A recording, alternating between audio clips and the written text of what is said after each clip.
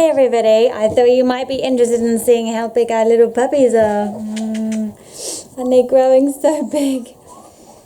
I'm not gonna lie to you, this has been the best 2 weeks of my life. Getting to know these guys. They're so big and cuddly. They're making a really big fuss. Zoe goes in there and just licks up their poos and wees and they think they're getting milk and they start to go crazy. That's what that sound is. Ah. Look, do you love him? He's so beautiful. They're so snuggly. They just go to sleep. You're so beautiful. Honestly, I get nothing done because I just cuddle puppies all day long. So the other day I came home and Ramona was cutting off all her hair. She had quite long blonde hair and she'd been growing it for like 3 years, and then within 10 minutes she had lopped it all off and it was like 1 inch long. It was like 1 inch long. Apart from this big long bit at the back, which is technically a rat's tail, very popular in New Zealand in like the 80s and 90s amongst rebellious teenage boys. But she's reclaiming that rat's tail as just like her long bit. That's what she calls it. And once again, shortly after that, I came into the air after doing something around the farm, and Ramona was cutting off all of Juno's hair. All off. Completely gone.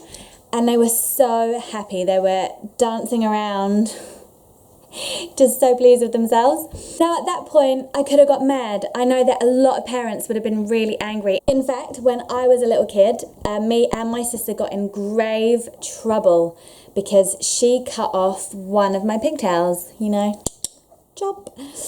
And it was a big deal. And my mum wasn't happy and we were in trouble, both of us. But unlike my mum, I embrace the fact that my children willy-nilly cut off their hair. I mean, I say that like that was a one-off incident I came in, but the truth is, whenever there's scissors around, if they're doing some craft, they just snip away, snip, snip, snip, and I don't know where they get it from. I do, because whenever there are scissors around, I cut my own hair. Just now, you might even see a few little hairs around there. I just saw some strays and I was just like,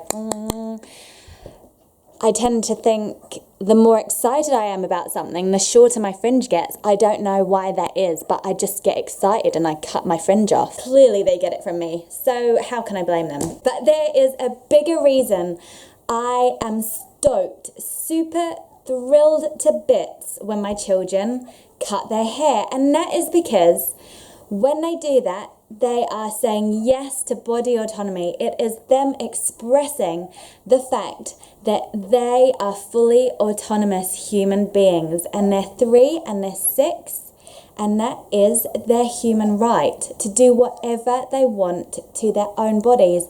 The fact is, I don't get a say in their hair. It's not my business. It's not my body. I don't get a say in it. So if they want to cut it off, they can cut it off.